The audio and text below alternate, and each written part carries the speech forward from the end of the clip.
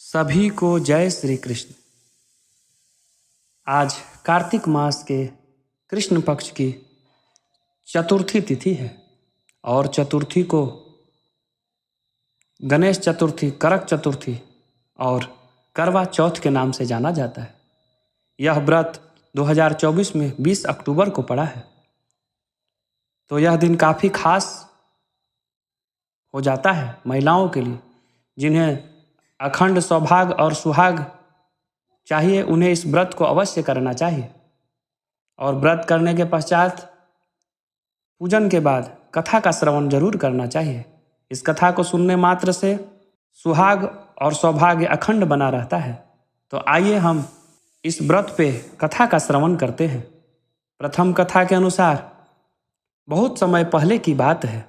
एक साहूकार के 7 बेटे थे और उनकी एक बहन करवा थी। सभी 7 भाई अपनी बहन से बहुत प्यार करते थे, यहाँ तक कि वे पहले उसे खाना खिलाते थे और बाद में स्वयं खाते थे। एक बार उनकी बहन ससुराल से मैके आई हुई थी। शाम को भाई जब अपना व्यवसाय बंद करके घर आए तो देखा कि उनकी बहन बहुत व्याकुल थी। सभी भाई खाना खाने बैठे और अपनी बहन से भी खाने को आग्रह करने लगे, लेकिन बहन ने बताया कि उसका आज करवा चौथ का निर्जला व्रत है और वह खाना सिर्फ चंद्रमा को देखने के बाद अर्घ देकर ही खा सकती है। क्योंकि चंद्रमा अभी तक निकला नहीं है, इसीलिए वह भूख प्यास से व्याकुल हो उठी है। सबसे छोटे भाई को अपनी बहन की हालत नहीं देखी जा रही थी। वह दूर पीपल के पेड़ पर एक दीपक जलाकर चलनी की ओट में रख देता है। दूर से देखने पर वह ऐसा प्रतीत होता है कि चतुर्थी का चांद उदित हो रहा हो। इसके बाद भाई अपने बहन को बताता है कि चांद निकल आया है, तुम उसे अर्घ देने के बाद भोजन कर सकती हो। बहन खुशी के मारे सीढ़ियों पर चढ़कर चांद देखती है और उसे अर्घ देने के बाद खाना खाने बैठ जाती है। जैसे ही वह पहला टुकड़ा मुंह में डालती है तो उसे छींक आ जाती है। दूसरा टुकड़ा डालती है तो उसमें बाल निकल आता है और तीसरा टुकड़ा मुंह में डालते ही उसके पति की मृत्यु का समाचार उसे मिलता है। वह बौखला जाती है। तब उसकी भाई भी ने उसे सच्चाई से अवगत कराया कि उसके साथ क्या हुआ है। करवा चौथ का व्रत गलत तरीके से टूटने के कारण देवता उससे नाराज हो गए हैं और उन्होंने ऐसा किया है। सच्चाई जानने के बाद करवा निश्चित करती है वह अपने पति का अंतिम संस्कार नहीं होने देगी और अपने सतीत्व से उन्हें पुनः जीवित कर देगी। वह पूरे 1 साल तक अपने पति के शव के पास बैठी रही, उसकी देखभाल करती रही और उसके ऊपर उगने वाले सुईनुमा घास को एकत्रित करती रही।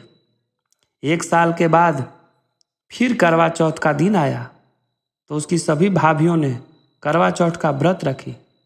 जब भाभियाँ उससे आशीर्वाद लेने जाती है तो वह प्रत्येक भाभी से यम सुई ले लो, पी सुई ले लो और मुझे अपनी जैसी सुहागिन बना दो, ऐसा आग्रह करती है। लेकिन हर बार भाभी उसे अगली भाभी से आग्रह करने को कहकर चली जाती है। इस प्रकार 6ठे नंबर की भाभी आती है तो करवा उससे भी यही बात दोहराती है।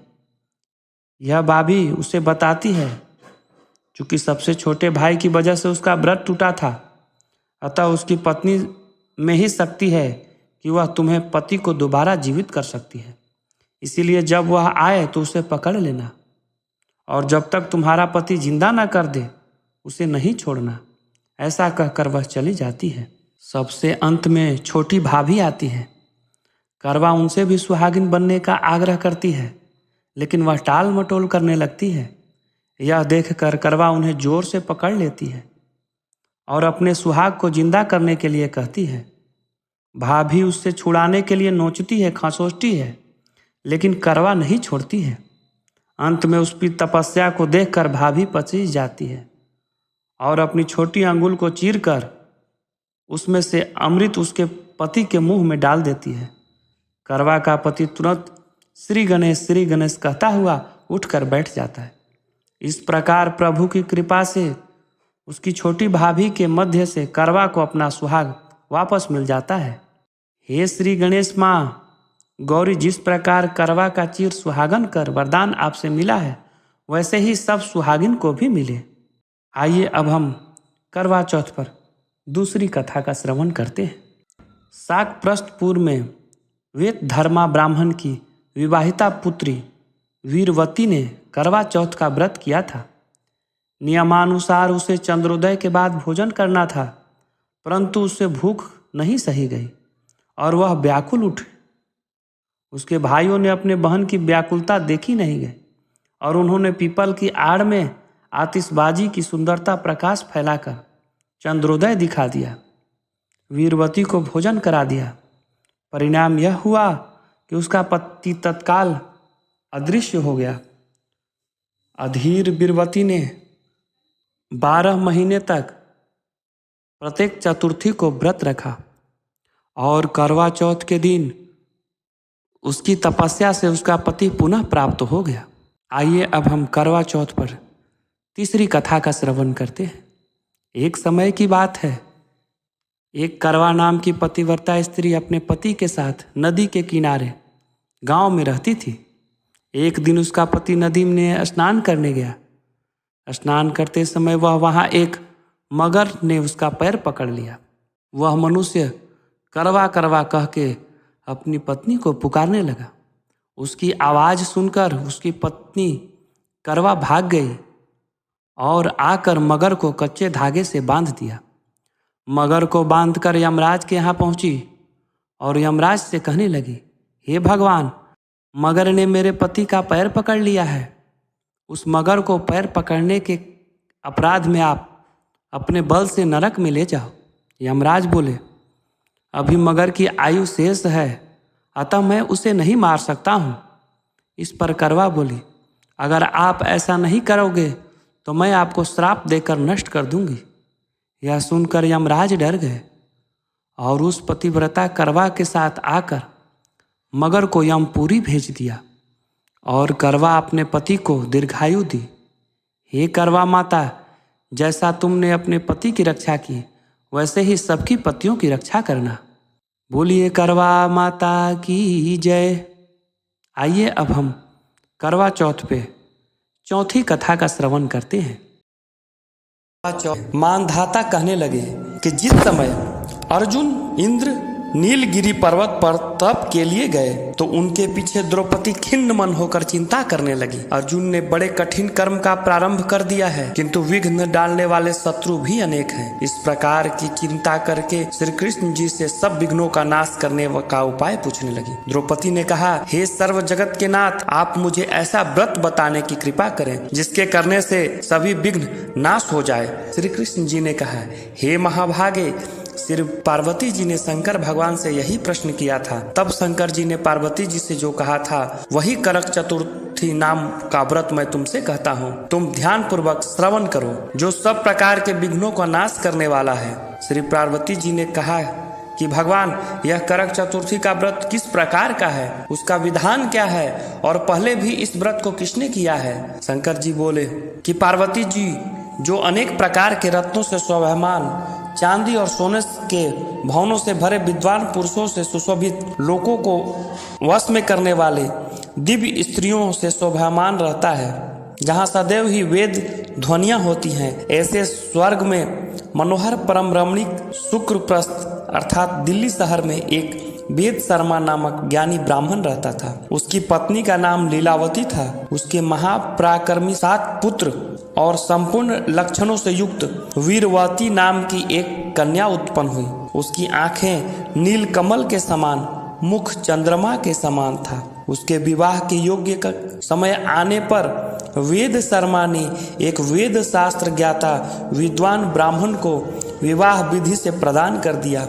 इसके पश्चात वीरवती ने अपने भाइयों की स्त्री भौजाइयों समेत गौरी का व्रत किया।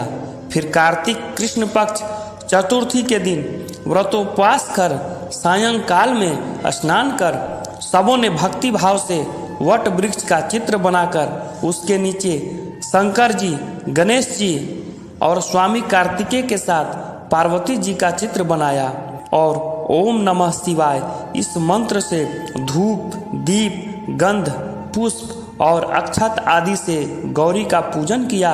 फिर शंकर जी, गणेश जी तथा षडानन का अलग अलग पूजन करती हुई पकवान अक्षत दीप से युक्त 10 करवा और गेहूं पिसान गुड़ के बने पकवान तथा और भी अनेक प्रकार के फल आदि भोज पदार्थों को अर्पण करके अर्घ देने के लिए चंद्रोदय की प्रतीक्षा करने लगी। इसी बीच में वह बीरवती बाला भूख प्यास की पीड़ा से मूर्छित हो गई। मूर्छित होकर पृथ्वी पर गिर पड़ी। तब उसके भाई बांधव रुदन करने लगे। फिर वीरवती का मुख धोकर पंखे से हवा करके उसको ढाढ़स बंधाने लगे कि अब चंद्रमा उदय होने वाला ही है। उसका एक भाई चिंता युक्त होकर एक महान वट पर चढ़ गया। बहन के प्रेम से दुखी होकर उसके भाई ने जलती हुई लोहारी लेकर चंद्रमा के उदय होने का बहाना कर दिखाया। उसने चंद्रमा का उदय जानकर दुख का त्याग करके विधि विधान से अर्घ देकर भोजन कर लिया। इस प्रकार व्रत के दूषित हो जाने के कारण उसका पति मर गया। तब बीरवती ने अपने पति को मरा हुआ देखकर पुनः शंकर जी का पूजन कर 1 वर्ष तक निराहार व्रत किया। व्रत के समाप्त होने पर करक चतुर्थी का व्रत उसकी भौजाइयों ने किया। बीरवती ने भी पूर्वोक्त विधान से व्रत किया। जब उस दिन देव कन्याओं के साथ इंद्राणी वहां करक चतुर्थी का व्रत करने के लिए स्वर्गलोक से आई और वह बीरवती के पास चली गई। तब बीरवती ने इंद्राणी से सब बातें पूछी। बीरवती ने कहा कि जब मैं करक चतुर्थी का व्रत करके अपने पति के घर पर आई तो मेरा पति मृत्यु को प्राप्त हो गया। मैं नहीं जानती किस पाप के कर्म से मुझे यह फल मिला है। हे महेश्वरी, हमारे भाग्य से आप यहाँ आ गई हैं, सो मेरे पति को जीवित करके मुझ पर कृपा कीजिए। इंद्राणी ने कहा, हे शुभ्रे, विगत वर्ष जो तुमने पति के घर में करक चतुर्थी का व्रत किया था तो बिना चंद्रमा उदय हुए ही तुमने व्यर्थ अर्घ दे दिया। इसी से व्रत दूषित हो गया और तुम्हारा पति मृत्यु को प्राप्त हो गया। अब तुम यत्न के साथ इस करक चतुर्थी का व्रत करो। इसके पश्चात इस व्रत के प्रभाव से मैं तुम्हारे पति को जीवित कर दूंगी। श्री कृष्ण कहने लगे, हे द्रौपदी, इंद्राणी के वचन सुनकर वीरवती ने विधान पूर्वक इस व्रत को किया। इस प्रकार इसके करक चतुर्थी का व्रत करने से इंद्राणी ने प्रसन्न होकर जल के द्वारा अभिसिंचित कर उसके पति को जीवित कर दिया। वह देवता के समान हो गया। इसके पश्चात वीरवती अपने पति के साथ घर आकर आनंद करने लगी।